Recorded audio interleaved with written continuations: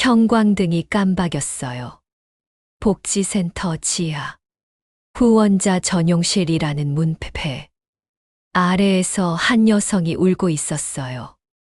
그녀의 손을 잡은 건 하얀 가운을 입은 여대생 오유진이었죠. 유진은 다정한 목소리로 속삭였어요. 조용히 해야 해요. 우리가 돕는다는 건 때로 이렇게 아픈 일이에요.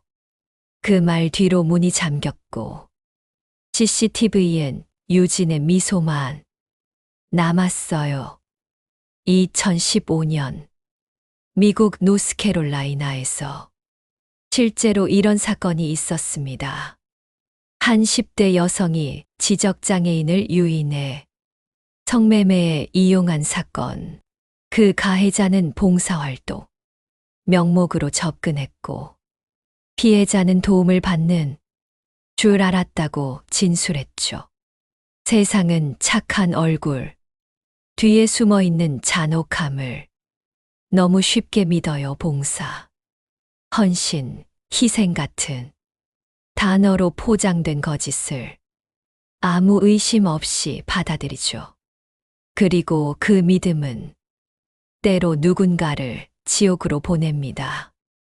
오늘 이야기는 그 실화를 모티브로 한 한국의 이야기예요. 봉사자의 미소 뒤에 감춰진 한빛자립지원센터의 어둠. 그녀는 사람을 도왔다고 말했습니다. 하지만 그 손이 닿은 곳마다 한 사람의 인생이 무너졌습니다. 한빛자립지원센터의 하루는 오유진의 웃음으로 시작됐어요. 하얀 블라우스에 머리를 단정히 묶은 그녀는 문을 열며 인사했죠. 좋은 아침이에요. 우리 소라 오늘 컨디션 어때요? 청각장애를 가진 박소라는 고개를 숙였어요. 유진은 다정하게 손짓하며 소라의 머리카락을 쓸어 넘겼죠. 주변 봉사자들은 모두 말했다고 해요.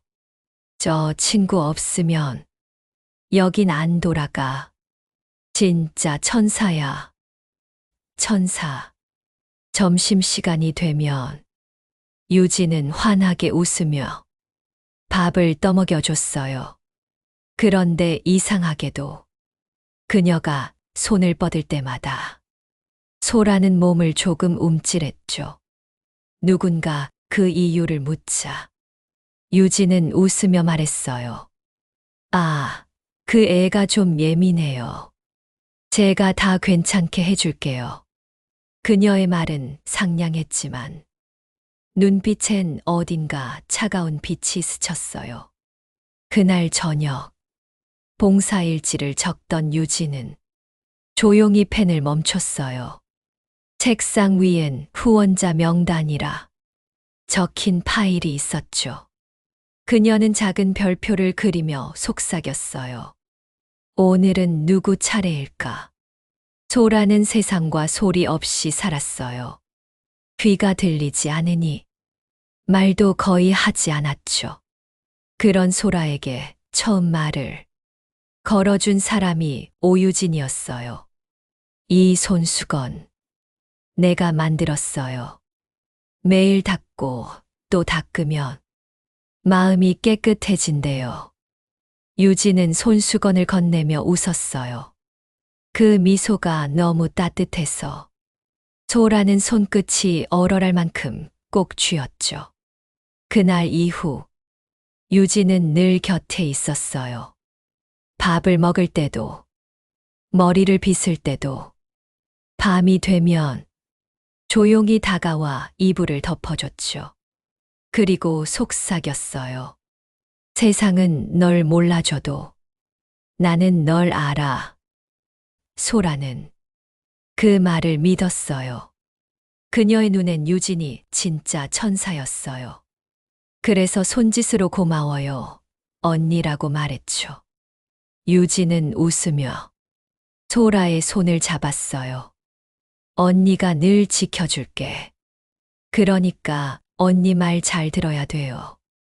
그날 밤 소라는 처음으로 편히 잠들었어요. 그녀는 몰랐죠. 그 다정한 손이 자유 대신 복종을 가르치는 손이란 걸. 그날 오후 센터에선 특별한 손님이 온다고 했어요. 오유진은 분홍색 원피스를 들고 와서 소라에게 말했죠. 오늘은 이거 입어요. 후원자님이 오시니까 깔끔하게 보여야 해요. 소라는 잠시 머뭇거렸어요. 손끝으로 옷자락을 만지며 고개를 저었죠. 그러자 유진은 살짝 미소를 지었어요. 괜찮아요. 그냥 인사만 하면 돼요. 그녀의 목소리는 부드러웠지만 눈빛은 그 어느 때보다 차가웠어요. 저녁이 되자 복도 끝에서 발소리가 들렸어요. 낯선 남자의 낮은 웃음, 쇠문이 닫히는 소리, 그리고 잠금 장치가 돌아가는 소리. 소라는 이불을 꼭 끌어안고 몸을 웅크렸어요. 잠시 후 문이 열렸고 유진이 환하게 웃으며 들어왔어요, 후원자님. 아이가 조금 낯을 가려요. 남자의 구두 소리가 다가왔어요. 향수 냄새가 짙게 깔렸고 그 냄새 속에서 소라는 숨을 제대로 쉴 수 없었어요. 유진은 다정하게 소라의 어깨를 눌렀어요. 괜찮아요. 잠깐이면 끝나요. 그 말 뒤로 불이 꺼졌어요. 소라는 귀를 막았어요. 하지만 벽 너머의 모든 소리가 살아있는 듯 선명하게 들렸어요. 의자 긁히는 소리, 문 닫히는 소리, 그리고 그녀 자신의 숨소리. 그 시간은 짧았지만 그녀의 세상은 그날로 멈췄어요. 다음 날 아침, 유진은 아무 일도 없었다는 듯 웃었어요. 식판을 내려놓으며 말했죠. 우리 소라, 어제 잘했어요. 그분이 많이 도와주신대요. 그녀의 말끝엔 칭찬처럼 들리는 명령이 숨겨져 있었어요. 소라는 고개를 숙였어요. 그날부터 그녀는 유진이 시키는 대로 웃는 법을 배웠어요. 서울 외곽, 버스가 끊기는 시간 기자. 윤지우는 카메라를 들고 좁은 골목을 걸었어요. 낡은 건물 앞, 희미한 간판엔 한빛자립 지원센터라고 적혀 있었죠. 여기가 요즘 유명한 곳이래. 자원봉사자 덕분에 후원금이 몇 배나 늘었다더군. 동료 기자의 말이 떠올랐어요. 좋은 일치고는 너무 빠른 성장세였죠. 문을 열자 하얀 조끼를 입은 여대생이 다가왔어요. 유진이었죠. 어서 오세요. 기자님 맞으시죠?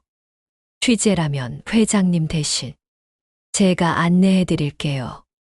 그녀의 말투엔 여유가 있었어요. 복도는 깨끗했고 벽엔 사랑으로 봉사합니다라는 글귀가 붙어 있었죠. 그런데 어딘가 공기가 답답했어요. 사람들의 웃음소리가 들리지만 눈빛은 모두 같은 방향. 유진을 향해 있었거든요. 이곳은 장애인 자립을 돕는 곳이에요. 전 이 아이들이 세상 밖으로 나가게 돕는 일을 해요. 그녀는 소라의 어깨에 손을 올렸어요. 소라는 고개를 숙였고 잠시 눈을 들었을 때 유진의 손이 자신의 어깨를 세게 누르고 있었죠. 그 손끝이 하얗게 굳은 걸 지후는 놓치지 않았어요. 후원금이 늘었다고 들었는데 비결이 뭘까요? 사람들이 선한 마음을 내주셨어. 그래요. 유진은 부드럽게 웃었어요. 하지만 그 미소는 너무 완벽했어요. 지훈은 돌아서기 전 복도 끝 문을 봤어요. 작은 표지판 하나. 출입 금지, 직원 외출입 불가. 그 문틈 아래에서 약한 불빛이 새어나왔어요. 거긴 뭐 하는 곳입니까? 유진이 잠시 숨을 고르고 말했어요. 치료실이에요. 기자님이 알 필요는 없어요. 그녀는 미소를 잃지 않았지만 그 짧은 한마디가 이상하게 싸늘했어요. 밖으로 나오는 길. 지훈은 휴대폰에 메모를 남겼어요. 치료실이라 부르는 지하 공간 존재 후원금 급증, 여대생 중심 구조. 그는 마지막으로 건물을 올려다봤어요. 창문 사이로 유진의 모습이 보였죠. 그녀는 창가에 서서 기자 윤지훈을 향해 미소 짓고 있었다. 며칠 뒤 윤지훈은 다시 센터를 찾았어요. 이번엔 봉사자 복장을 하고 들어갔죠. 봉사 신청하러 왔습니다. 접수대 직원이 명단을 확인하고는 무심하게 말했어요. 그럼 오유진 씨 따라가세요. 유진은 그를 보자 눈썹을 살짝 올렸어요. 기자님, 봉사에도 관심이 있으시네요.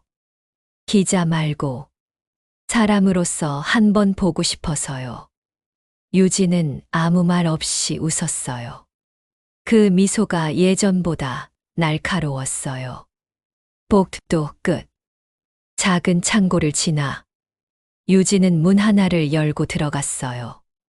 이쪽은 재활치료실이에요. 하지만 지훈의 눈엔 치료기구 대신 낡은 CCTV 모니터와 사물함, 그리고 잠긴 서랍장이 보였죠.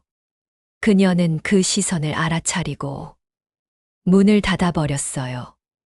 여긴 관계자 외출입 금지예요. 환자들이 예민해서요. 지훈은 고개를 끄덕였지만 눈은 이미 바닥으로 향했어요. 문틈 밑으로 흘러나오는 미세한 전선 하나 지하로 연결된 흔적이었어요. 그날 저녁, 지훈은 다시 그곳으로 돌아왔어요. 센터 불이 꺼진 뒤였죠. 비가 내렸고 간판 불빛만 희미하게 깜빡였어요. 건물 뒤편, 담장 밑에서 그는 통풍구를 발견했어요. 안쪽으로 희미한 조명이 새어 나오고 있었죠. 그는 휴대폰 카메라를 켜고 조심스럽게 렌즈를 밀어 넣었어요. 처음엔 아무것도 안 보였어요. 하지만 몇 초 뒤 화면에 무언가가 스쳤어요.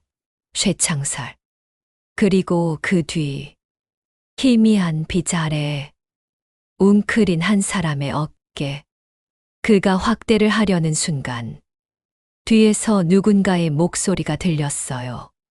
밤에 이런 데서 뭐 하세요? 우산 아래 오유진이 서 있었어요. 그녀의 얼굴은 젖어 있었지만 눈빛만은 또렷했어요. 기자님, 남의 구역을 훔쳐보는 건 좋지 않아요. 지훈은 핑계를 찾지 못했어요. 유진은 우산을 그에게 씌워주며 말했다. 비 맞으면 안 돼요. 내일 다시 올 거잖아요? 그녀가 돌아서며 속삭였어요. 기자님 같은 사람, 오래 못 버텨요. 비가 쏟아지고 지훈의 손에 들린 카메라 화면은 이미 꺼져 있었어요. 그 안에 찍힌 마지막 장면. 쇠창살 너머 누군가의 눈이 그를 보고 있었다. 밤 10시. 센터는 문을 닫았어요. 간판 불빛만 깜박이고 주변은 빗소리만 들렸죠. 윤지훈은 검은 점퍼에 모자를 눌러쓰고 건물 뒤편으로 향했어요. 낡은 뒷문에는 자물쇠가 걸려 있었지만 쇠고리가 이상하게 헐거웠어요. 누군가 일부러 풀어둔 듯 했죠. 그는 조심히 문을 열고 안으로 들어갔어요. 지하로 이어지는 계단에서 곰팡이 냄새와 습기가 올라왔어요. 형광등 몇 개가 깜빡였고 복도는 반쯤 어둠에 잠겨 있었죠. 지후는 작은 손전등을 켜고 카메라를 들었어요. 여기 맞아. 그가 낮에 봤던 출입금지. 문이 눈앞에 있었어요. 문 아래로 희미한 빛이 새어나왔죠. 그는 숨을 고르고 문고리를 천천히 돌렸어요. 삐걱문 안쪽은 의외로 정리되어 있었어요. 작은 침대 여러 개, 얇은 이불, 벽에는 CCTV가 설치돼 있었죠. 그리고 한쪽 구석, 쇠창살 안에 한 여자가 웅크려 있었어요. 소라였다. 그녀는 놀란 눈으로 지훈을 봤어요. 귀가 들리지 않으니 눈빛이 먼저 반응했죠. 지훈은 손짓으로 괜찮아라고 말했어요. 그리고 주머니에서 작은 녹음기를 꺼냈어요. 소라는 천천히 다가와 종이 한 장을 내밀었어요. 컴퓨터 안, 폴더 이름 with you. 그가 종이를 받으려는 순간 위쪽에서 갑자기 불이 켜졌어요. 복도 전체가 하얗게 빛났고 뒤에서 천천히 발소리가 다가왔어요. 기자님, 또 야근이에요? 오유진이었어요.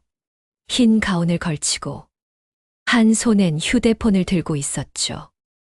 눈빛은 웃고 있었지만 입꼬리는 미세하게 흔들렸어요. 이 시간에 여길 들어오시면 곤란한데요. 지훈은 몸을 돌리며 말했다. 여기 아이들이 갇혀 있어요. 당신이 이렇게 만들었죠. 유진은 잠시 고개를 기울였어요, 기자님. 이 아이들은 보호받는 거예요. 세상이 더 위험하거든요.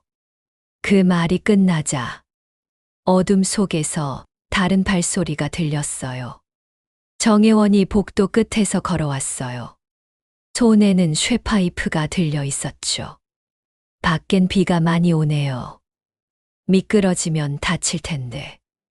유진은 부드럽게 웃으며 말했어요. 맞아요, 기자님, 조심해야죠.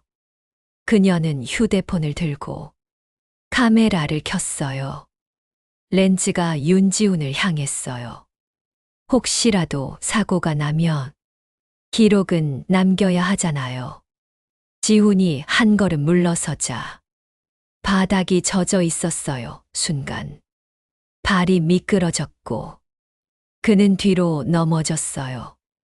카메라가 바닥에 떨어져 쾅 소리를 냈죠. 정혜원이 다가왔어요. 그만하시죠. 유진이 손짓을 하자 정혜원이 그를 붙잡았어요. 지훈은 팔을 비틀며 빠져나왔지만 다음 순간 벽에 머리가 부딪혔어요. 눈앞이 하얘졌죠. 유진이 다가와 무릎을 꿇었어요. 눈높이를 맞춘 채 속삭였어요, 기자님. 세상은 진실보다 보기 좋은 거짓을 더 사랑해요. 그녀는 그의 카메라를 집어들었어요. 렌즈에 손가락을 대며 이건 이제 제 거예요. 그리고 카메라에 메모리 카드를 빼내며 말했어요. 수고 많았어요. 봉사활동 종료. 지훈의 시야가 흐려졌고 마지막으로 본 건 유진의 웃음이었어요. 차가운 형광등 불빛 아래 그녀는 여전히 천사처럼 보였어요. 하얀 빛이 깜빡였어요. 어디선가 기계음이 들렸고 누군가의 목소리가 희미하게 섞였죠. 환자분 들리세요? 눈 한 번 떠보세요. 윤지훈은 천천히 눈을 떴어요. 눈앞엔 병실 천장이 있었고 코끝에 약 냄새가 스쳤어요. 머리는 깨질 듯 아팠고 팔엔 붕대가 감겨 있었어요. 그는 몸을 일으키려 했지만 간호사가 달려왔어요. 아직 움직이시면 안 돼요. 낙상 사고라던데 운이 좋으셨네요. 지훈의 머릿속이 어지러웠어요. 낙상 사고?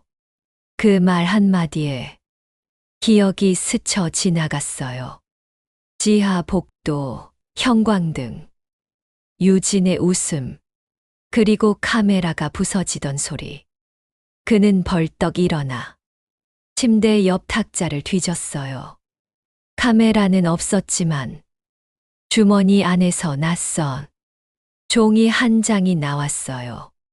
구겨진 메모지에 이렇게 적혀 있었죠. With you 서버 폴더 03-17. 지훈은 숨을 삼켰어요. 그건 소라가 건네려다 떨어뜨린 메모였어요. 그는 핸드폰을 꺼내 기자 후배인 민호에게 전화를 걸었어요. 민호, 내 컴퓨터 하드 복사본 있지? 한빛센터 관련 폴더 찾아. 이름은 With you. 그 안에 뭐가 있는지 다 뒤주죠. 민호의 목소리가 떨렸어요.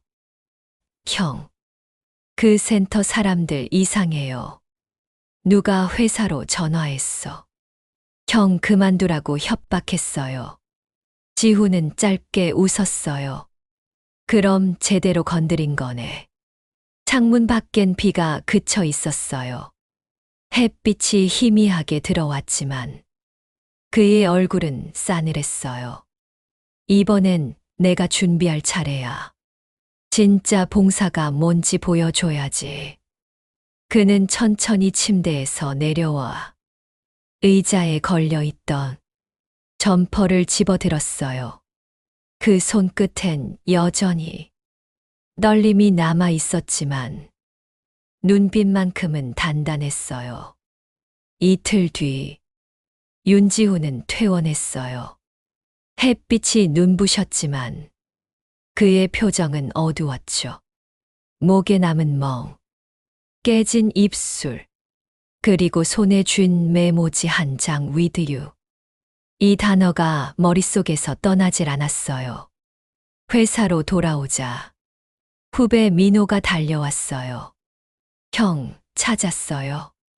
폴더 안에 CCTV 영상이 있어요. 날짜가 전부 밤이에요. 아이들이 후원자랑 같이 있는 장면들.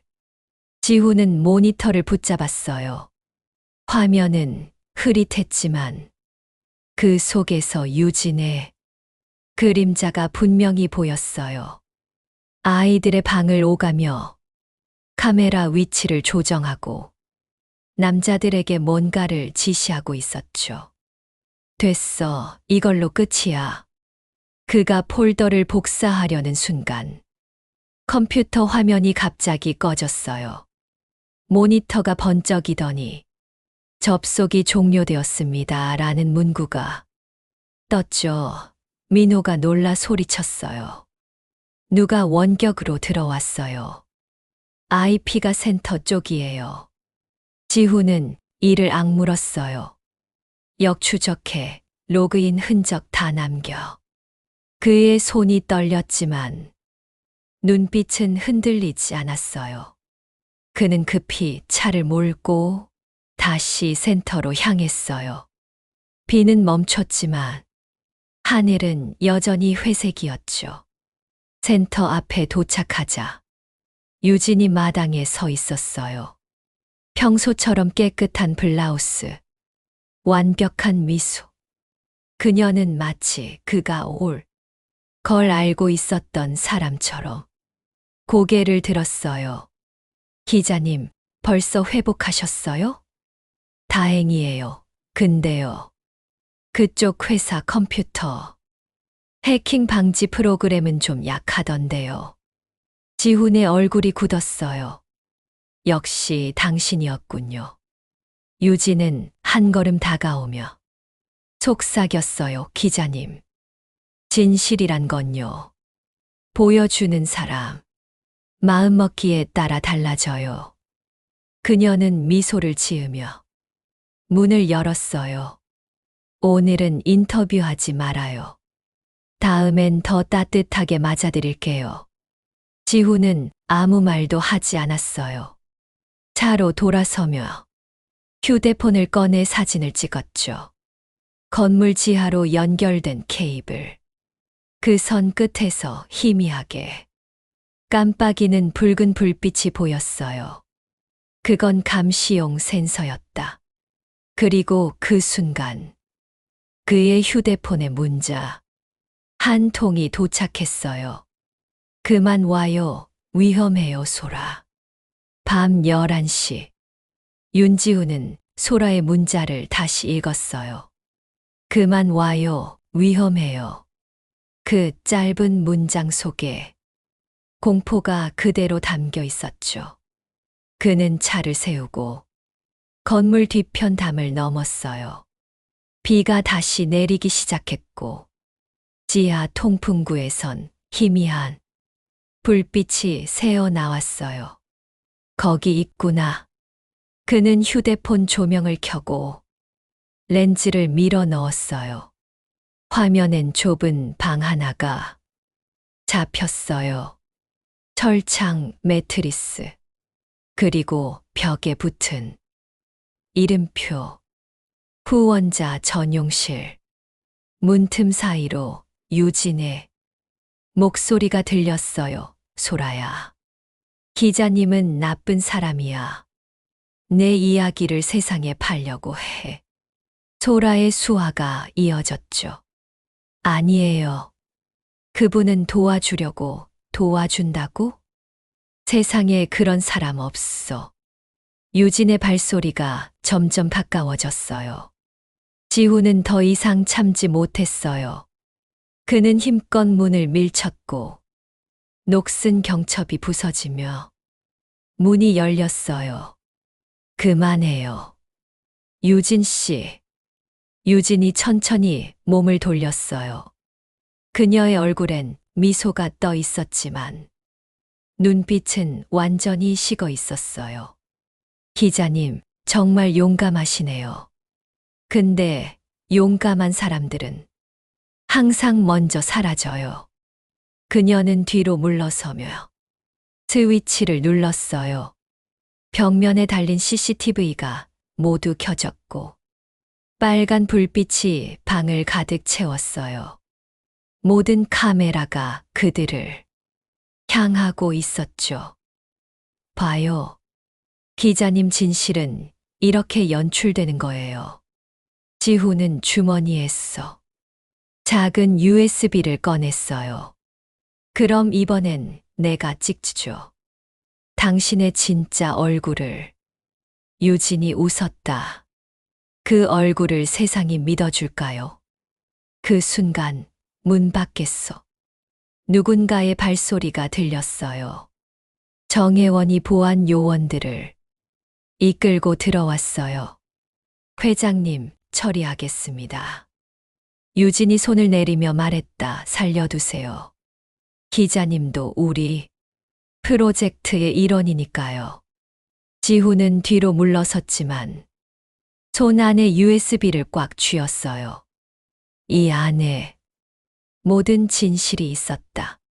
새벽녘, 윤지훈은 피투성이가 된 지체 외곽 도로를 걸었어요. 비에 젖은 셔츠, 손 안엔 부서진 USB 하나. 그 안에 진실이 있었지만 세상은 아직 그걸 믿을 준비가 되어 있지 않았어요. 그는 회사로 돌아가 컴퓨터에 USB를 꽂았어요. 영상이 켜졌고 화면 속엔 지하방의 모습이 선명히 잡혔죠. 소라, 철창, 그리고 유진의 목소리. 후원자님. 이 아이는 아직 익숙하지 않아요. 그래도 따뜻하게 대해주세요. 그 한 문장만으로도 모든 게 드러났어요. 지훈은 눈을 감고 숨을 고르며 영상을 전송했어요. 민호. 아침 뉴스 타임에 맞춰서 업로드해. 하지만 몇 시간 뒤 뉴스 첫 화면에 뜬 건 전혀 다른 영상이었어요. 한빛자립 지원센터. 봉사자 오유진의 감동 스토리. 화면 속 유진은 눈물 짓고 있었어요. 장애인과 손을 맞잡으며 이렇게 말했죠. 이 아이들은 저에게 세상 전부예요. 오해와 거짓으로 상처 주지 말아주세요. 그녀의 인터뷰는 이미 수십만 회 재생 중이었어요. 댓글엔 진짜 천사, 기자가 거짓말쟁이라는 말들이 쏟아졌죠. 지훈의 핸드폰으로 전화가 쏟아졌어요. 윤 기자, 당신 미쳤어요? 후원단체 상대로 조작 보도라니. 그는 입술을 깨물었어요. 그녀가 먼저 움직였군. 민호가 모니터를 보며 절망한 목소리로 말했다. 형. 여론이 완전히 뒤집혔어요. 영상이 삭제됐어요. IP 추적도 안 돼요. 지훈은 조용히 일어섰어요. 창밖으론 유진의 인터뷰가 실린 대형 광고판이 보였어요. 그녀는 여전히 웃고 있었어요. 완벽한 미소, 깨끗한 하얀 옷. 이제부터 진짜 싸움이 시작이야. 그는 USB를 쥐고 자리에서 나섰어요. 그 손끝엔 다시 피가 배어 있었지만 눈빛만은 단단했어요. 익명 문자가 왔어요. 태평로 24 지하 카페. 스무시. 혼자. 윤지훈은 벽을 등지고 앉았어요. 오래된 네온이 깜빡였고 담배 냄새가 눌러붙어 있었죠. 10분쯤 지나 정혜원이 들어왔어요. 후드를 눌러쓰고 손에 얇은 봉투를 들고 있었어요. 시간 없어요. 정혜원이 봉투를 밀었어요. 안에는 야간 근무표, 수면제 투약 기록, 후원자 코드표가 있었어요. A실 후원자 전용, 코드 3,000과 같은 메모가 보였어요. 유진 씨, 원래 착했어요. 대학 봉사단이었죠. 근데 2학년 때 장 후원자랑 사라졌어요. 1년 뒤 그 사람이 죽었어요. 사고로 끝났죠. 그때부터 유진 씨가 명단을 쥐었어요. 현금만, 현관 CCTV, 각도도 바꿨고요. 정혜원은 열쇠고리를 꺼냈어요. 보관함 키 B-17과 6자리 숫자. 센터 박창고예요. with 요 원본이 거기 있어요. 영상, 음성, 계약서 스캔 다. 지훈이 물었어요. 증언해 줄 겁니까? 정혜원이 고개를 끄덕였어요. 근데 보호가 필요해요. 솔직히 그날 기자님 넘긴 건 저였어요. 죄책감 때문에 밤에 잠을 못 자요. 그때 카페 유리창 밖에 번호판 없는 검은 승용차가 멈췄어요. 유리가 살짝 내려가고 빨간 레이저 점이 안쪽을 스쳤어요. 정혜원이 얼굴이 하얘졌어요. 우릴 보고 있었네요. 여기 CCTV도 바깥으로 돌아가 있죠. 그 사람 방식이에요. 정혜원이 자리에서 벌떡 일어나며 녹음기를 지훈 손에 쥐어줬어요. 오늘 23시에 버스터미널 뒤편 공영주차장. 그때 B-17 같이 10초. 말이 끝나기도 전에 출문이 벌컥 열렸어요. 검은 우비 두 사람이 정혜원을 끌어냈어요. 짧은 비명, 미끄러지는 타이어 소리. 차는 곧 사라졌어요. 바닥엔 영수증 한 장이 남았어요. 창고 2단지 B-17 출입코드 0317. 정혜원이 떨리는 손으로 떨어뜨린 거였어요. 마지막으로 들린 그의 말만 귓속에 맴돌았어요. 그 사람 내부 고발자만 네 번째예요. 지우는 영수증과 열쇠를 움켜쥐었어요. 비가 쏟아졌고 카페 처마 끝에서 물이 폭포처럼 떨어졌어요. 좋아요. 다음은 창고다. 원본부터 꺼내자. 밤 11시 40분 윤지훈은 우비를 뒤집어 쓴 채 외곽 창고 단지로 들어섰어요. 간판 불빛이 깜빡였고 바람에 간헐적으로 철문이 덜컹거렸죠. 지훈의 손에는 정혜원이 남긴 열쇠와 종이 한 장이 있었어요. 창고 2단지 B-17 코드 0317.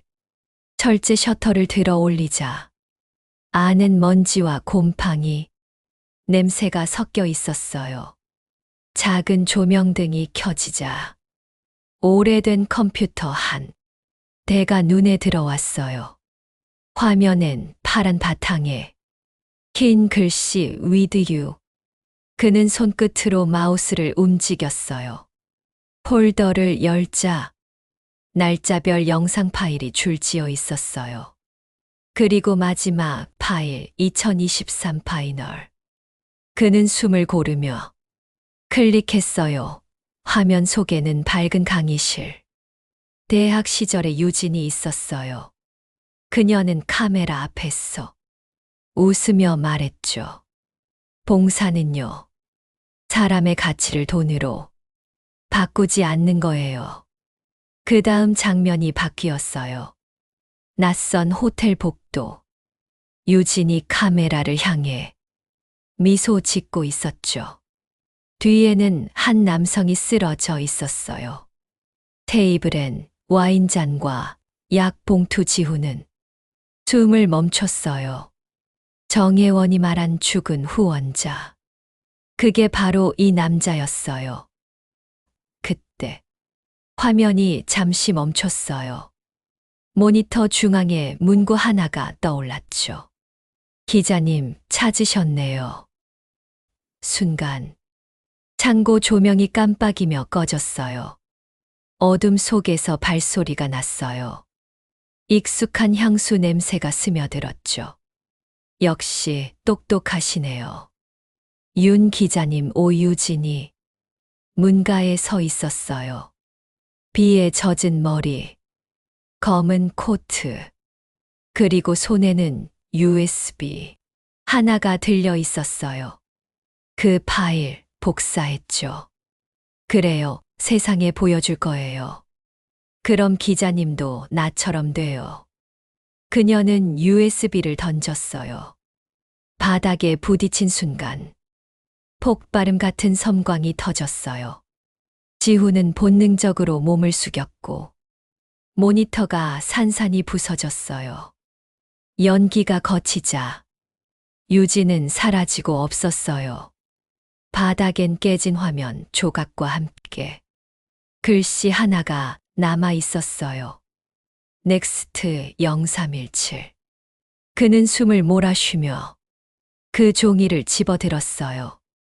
0317 정혜원이 남긴 날짜와 같았죠. 그녀는 모든 걸 계획하고 있었어. 그의 손엔 여전히 작은 조각 하나가 들려 있었어요. 불타지 않은 USB 커버. 그 위엔 유진의 이니셜 YJ가 새겨져 있었어요. 밤새 비가 내렸어요. 윤지훈은 집에 돌아와 불을 켰어요. 책상 위엔 창고에서 가져온 USB가 있었어요. 그 안에는 유진의 비밀이 담겨 있었죠. 그는 조심스럽게 컴퓨터를 켰어요. 화면 속엔 젊은 유진이 있었어요. 그녀는 울다 지친 얼굴로 카메라를 보고 있었죠. 이건 내 첫 봉사였어요. 그녀는 그렇게 말하고 곧이어 화면이 흔들렸어요. 남자의 비명이 들리고 유진은 아무 말 없이 웃고 있었어요. 지훈은 숨이 막혔어요.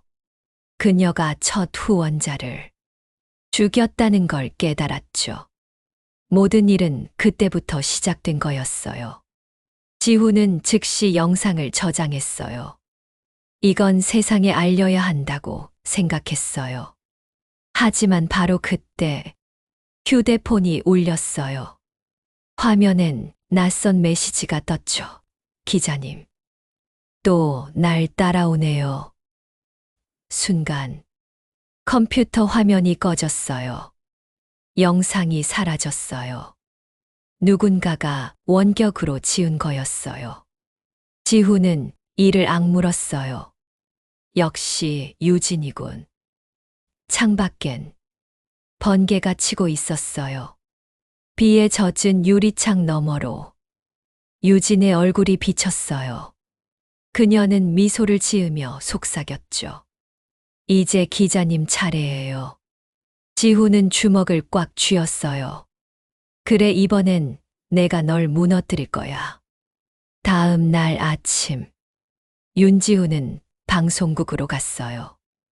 USB를 꼭 쥐고 있었죠. 그 안에는 유진의 범죄가 담겨 있었어요. 이걸 뉴스로 내보내주세요. 사람들에게 진실을 알려야 해요. PD는 놀란 눈으로 물었어요. 이거 진짜입니까? 네, 제가 직접 봤어요. 그때 문이 열렸어요.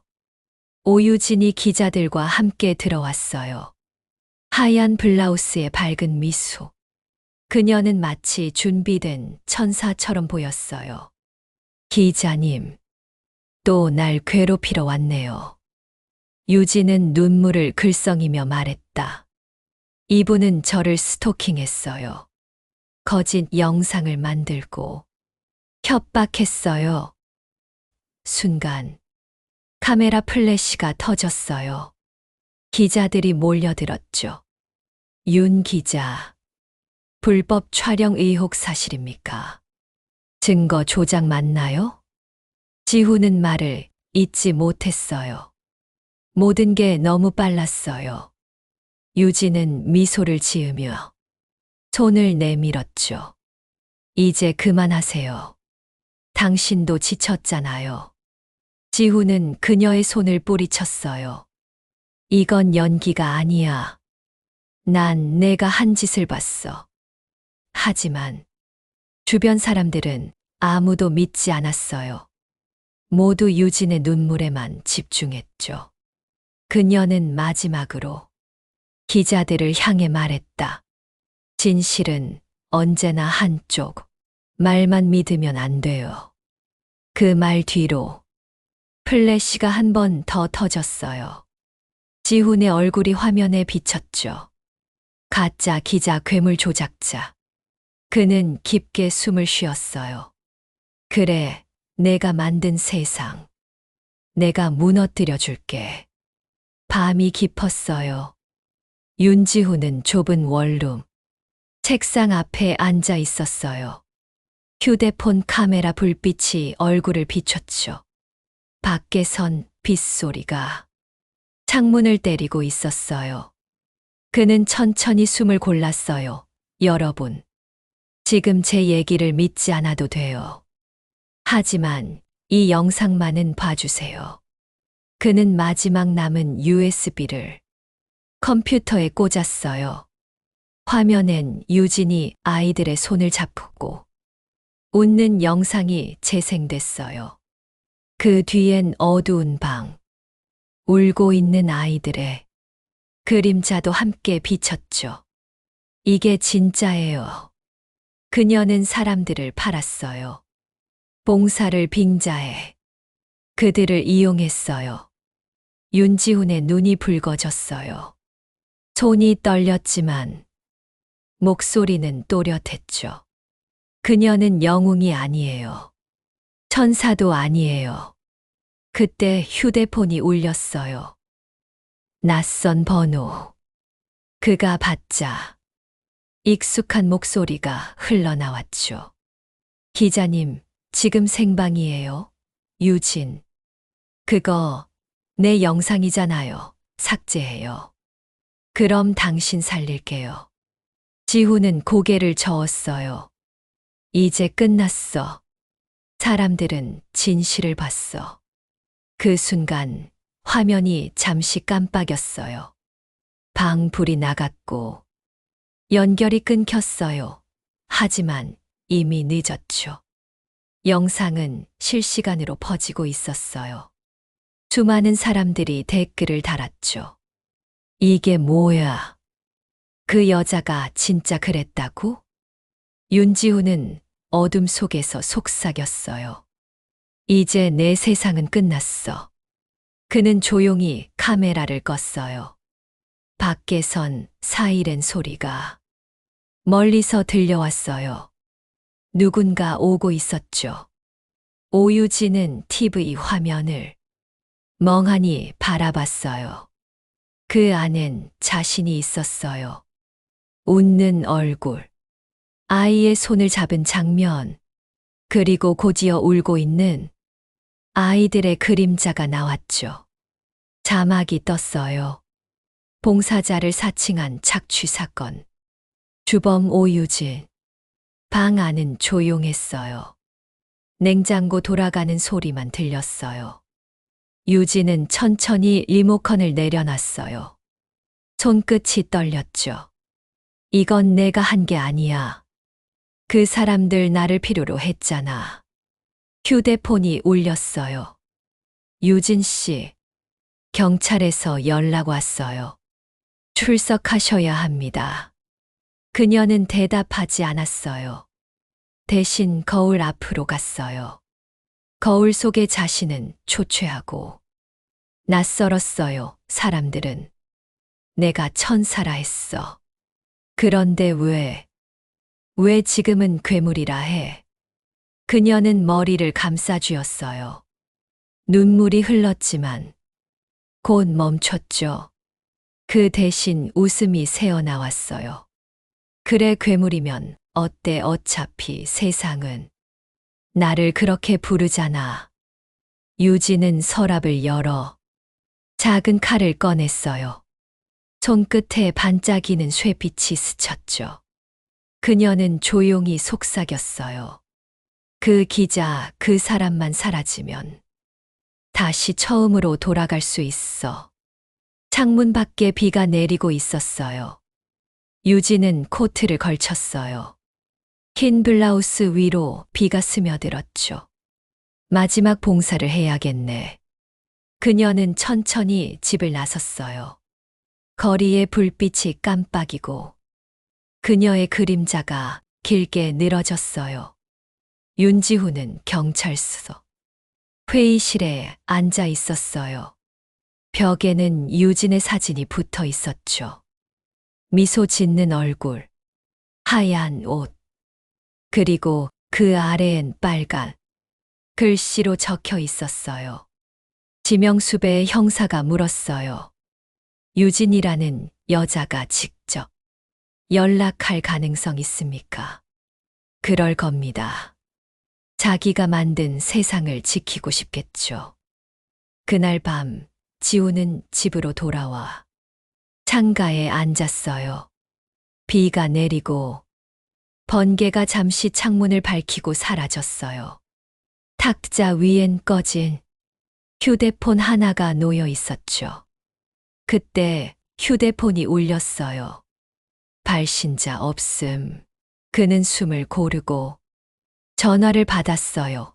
기자님, 이제 마지막이에요. 유진, 당신이 진실을 원했잖아요. 그럼 직접 와요. 나한테 통화는 끊겼어요. 위치는 추적되지 않았죠.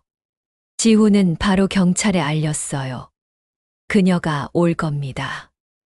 아마 나를 찾아올 거예요. 형사들이 주변에 배치됐어요. 창밖엔 여전히 비가 내렸고 시계 초침 소리만 들렸어요. 밤 11시 문 손잡이가 천천히 돌아갔어요. 지훈은 숨을 죽였어요. 형사들이 권총을 들고 대기했죠. 하지만 문이 열리자 현관엔 아무도 없었어요. 대신 문 앞에 작은 상자. 하나가 놓여 있었죠. 상자엔 리본이 묶여 있었고, 메모 한 장이 붙어 있었어요. 기자님, 봉사는 끝났어요. 이제 제 차례예요. 형사 하나가 상자를 열었어요. 그 안에는 깨끗이 접힌 흰 블라우스, 한 벌과 피로 얼룩질, 손수건이 들어 있었어요. 형사가 이를 악물었어요. 도발이군요. 일부러 당신을 자극하려는 겁니다. 지훈은 조용히 말했다. 아니요. 이제 진짜로 오겠다는 뜻이에요. 창밖에서 번개가 다시 쳤어요. 불빛이 스쳤을 때 멀리 건물 옥상 위에 서 있는 그림자가 잠시 보였어요. 오유진이었다. 윤지훈은 경찰서 회의실에 앉아 있었어요. 벽에는 유진의 사진이 붙어 있었죠. 미소 짓는 얼굴, 하얀 옷, 그리고 그 아래엔 빨간 글씨로 적혀 있었어요. 지명수배의 형사가 물었어요. 유진이라는 여자가 직접 연락할 가능성 있습니까? 그럴 겁니다. 자기가 만든 세상을 지키고 싶겠죠. 그날 밤 지우는 집으로 돌아와 창가에 앉았어요. 비가 내리고 번개가 잠시 창문을 밝히고 사라졌어요. 탁자 위엔 꺼진 휴대폰 하나가 놓여 있었죠. 그때 휴대폰이 울렸어요. 발신자 없음. 그는 숨을 고르고 전화를 받았어요. 기자님, 이제 마지막이에요. 유진, 당신이 진실을 원했잖아요. 그럼 직접 와요, 나한테. 통화는 끊겼어요. 위치는 추적되지 않았죠. 지훈은 바로 경찰에 알렸어요. 그녀가 올 겁니다. 아마 나를 찾아올 거예요. 형사들이 주변에 배치됐어요. 창밖엔 여전히 비가 내렸고 시계 초침 소리만 들렸어요. 밤 11시 문 손잡이가 천천히 돌아갔어요. 지훈은 숨을 죽였어요. 형사들이 권총을 들고 대기했죠. 하지만 문이 열리자 현관엔 아무도 없었어요. 대신 문 앞에 작은 상자. 하나가 놓여 있었죠. 상자엔 리본이 묶여 있었고 메모 한 장이 붙어 있었어요. 기자님, 봉사는 끝났어요. 이제 제 차례예요. 형사 하나가 상자를 열었어요. 그 안에는 깨끗이 접힌 흰 블라우스, 한 벌과 피로 얼룩질, 손수건이 들어 있었어요. 형사가 이를 악물었어요. 도발이군요. 일부러 당신을 자극하려는 겁니다. 지훈은 조용히 말했다. 아니요. 이제 진짜로 오겠다는 뜻이에요. 창밖에서 번개가 다시 쳤어요. 불빛이 스쳤을 때 멀리 건물 옥상 위에서 있는 그림자가 잠시 보였어요. 오유진이었다. 바람이 거셌어요. 옥상 위에서 간판이 덜컹거렸죠. 윤지훈이 천천히 계단을 올랐어요. 문을 밀자 찬 공기가 얼굴을 스쳤어요. 그녀가 있었어요. 오유진 하얀 블라우스를 입고 머리는 젖어 있었죠. 비에 젖은 얼굴엔 이상하게도 평온한 미소가. 너 있었어요. 왔네요. 기자님. 지우는 숨을 골랐어요. 이제 그만합시다. 당신. 이미 다 밝혀졌어요. 유진은 고개를 저었어요. 밝혀졌다고요? 세상은 아직도 날 믿어요. 나쁜 건 당신이에요. 그녀는 발끝으로 빗물을 찼어요. 물방울이 흩어지며 조명 불빛에 반짝였죠. 당신이 뭘 알아요? 나는 버려진 아이들 도왔어요. 아무도 그 애들 돌보지 않았잖아요. 그건 도움이 아니었어요. 착취였어요. 유진은 잠시 눈을 감았어요. 그게 무슨 차이죠? 어차피 세상은 이용당해야만 살아남는 걸. 그녀가 한 걸음 다가왔어요. 손에는 날카로운 조각이 들려 있었죠. 깨진 유리 조각이었어요. 기자님. 나도 무서워요. 하지만 이제 그만해야겠죠. 그녀의 손이 떨렸어요. 지훈은 천천히 손을 내밀었어요. 유진 씨, 이건 복수가 아니에요. 그냥 끝이에요. 잠시 침묵이 흘렀어요. 바람 소리만 들렸죠. 유진의 눈에 눈물이 맺혔어요. 처음엔 정말 도와주고 싶었어요. 그녀가 미소를 지으며 눈을 감았어요. 손에 쥔 유리 조각이 떨어졌고 발밑으로 부서졌어요. 형사들이 옥상 문을 밀치며 들어왔어요. 손 들어. 유진은 미동도 하지 않았어요. 그녀는 하늘을 올려다보며 조용히 속삭였어요. 이제야 자유로워지네요. 그리고 천천히 뒤돌아섰어요. 비가 내리고 하얀 블라우스가 붉게 물들어갔어요. 지훈은 그대로 얼어 있었어요. 그녀의 마지막 웃음이 어쩐지 슬프게 보였어요. 새벽이 밝았어요. 비가 그쳤고 거리는 젖은 냄새로 가득했죠. 윤지훈은 경찰서 앞 의자에 앉아 있었어요. 밤새 아무 말도 하지 않았어요. 복도 끝에서 형사가 걸어왔어요. 끝났습니다. 오유진, 자백했어요. 지훈은 짧게 고개를 끄덕였어요. 그랬어요. 형사는 담배를 꺼내며 말했어요. 당신 덕분에 많은 사람들이 구해졌어요. 그 말이 따뜻하게 들렸지만 지훈의 표정은 밝지 않았어요. 근데 왜 이렇게 허전하죠? 창밖엔 기자들이 몰려 있었어요. 천사 자원봉사자의 두 얼굴. 장애인을 이용한 충격 범죄. 플래시가 번쩍였고 사람들은 분노했어요. 하지만 지훈은 그 소리가 멀게 느껴졌어요. 그의 머릿속엔 유진의 마지막 말만 남아 있었죠. 이제야 자유로워지네요. 그녀의 웃음이 자꾸 떠올랐어요. 그건 미친 사람의 웃음이 아니라 마치 오래된 짐을 내려놓은 사람 같았어요. 지훈은 조용히 일어섰어요. 형사가 물었어요.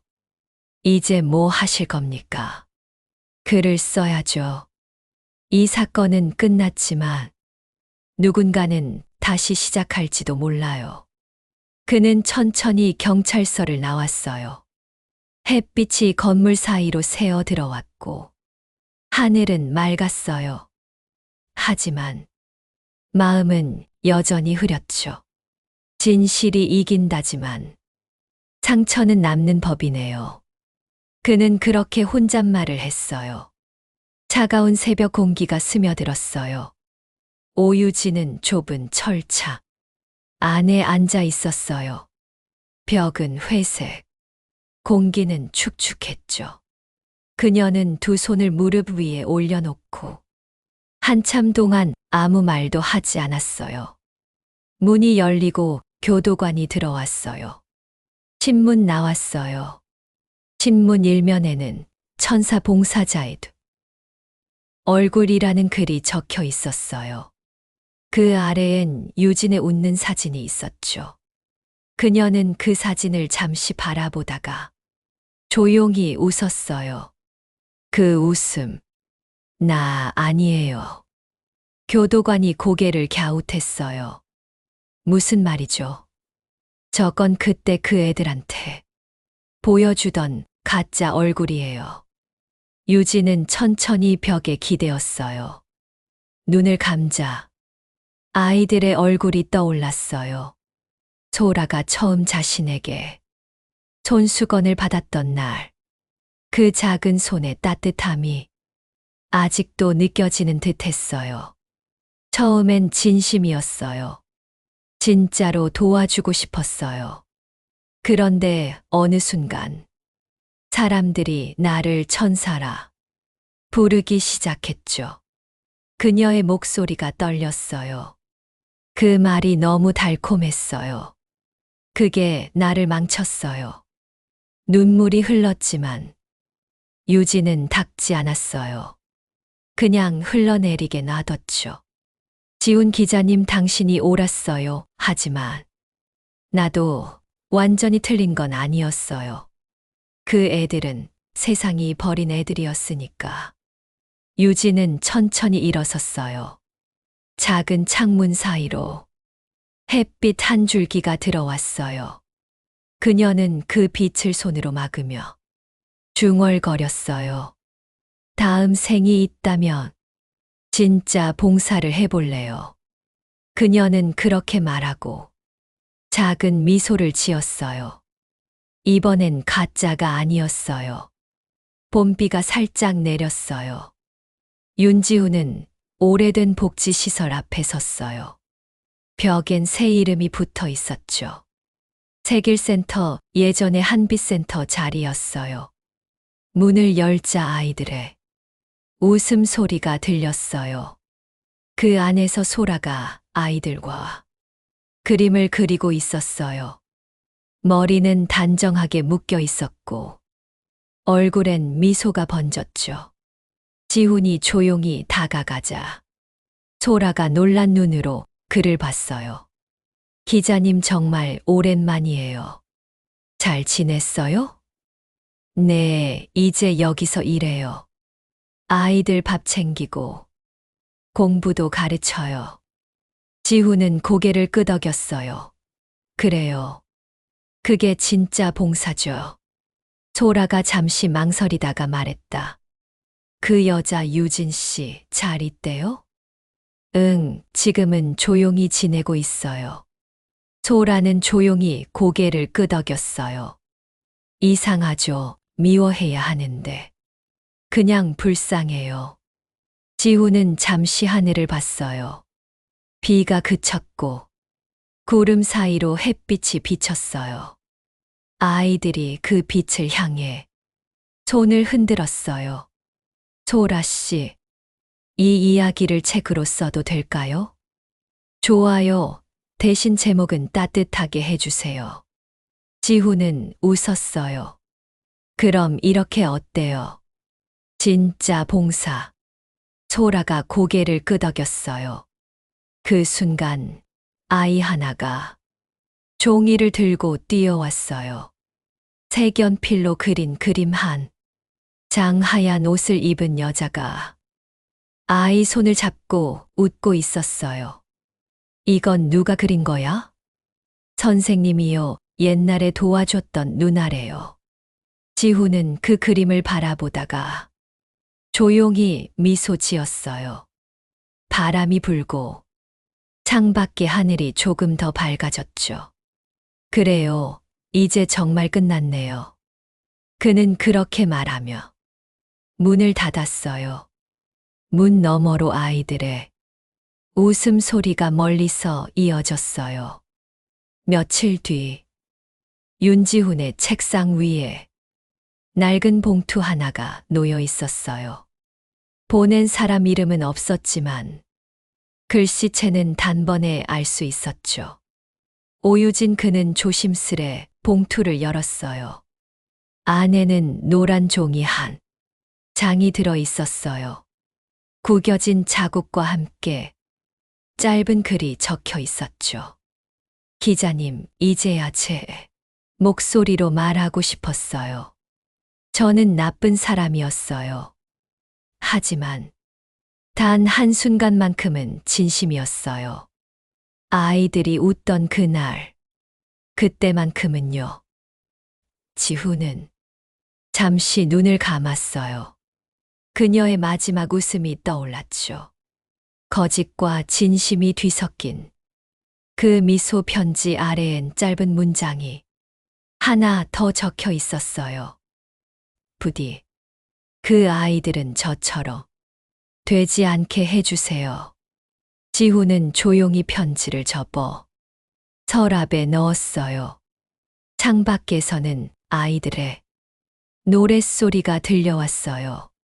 그가 몸을 일으켜 창문을 열자 따뜻한 바람이 방 안으로 스며들었어요. 책상 위에는 원고 한 장이 놓여 있었어요. 제목은 이렇게 적혀 있었죠. 진짜 봉사 사람의 이름으로 남은 이야기. 지훈은 펜을 들고 마지막 문장을 썼어요. 진실은 때로 잔인하지만 그래도 그 덕분에 사람은 다시 일어선다. 그는 고개를 들어 하늘을 봤어요. 햇빛이 부드럽게 창가를 비췄고 그의 눈엔 작은 미소가 번졌어요. 이젠 정말 끝이다. 창문 너머로 봄바람이 흘러들었어요. 그 바람 속에 어딘가에서 유진의 목소리가 아주 희미하게 들리는 것 같았죠. 기자님, 그 아이들 꼭 지켜주세요. 지훈은 조용히 대답했어요. 물론이죠. 이번엔 제대로요. 그는 창문을 닫고 자리에 앉았어요. 그리고 아무 말 없이 하늘을 바라봤어요. 멀리서 아이들이 웃고 있었고 세상은 조금 더 따뜻해진 듯 했어요.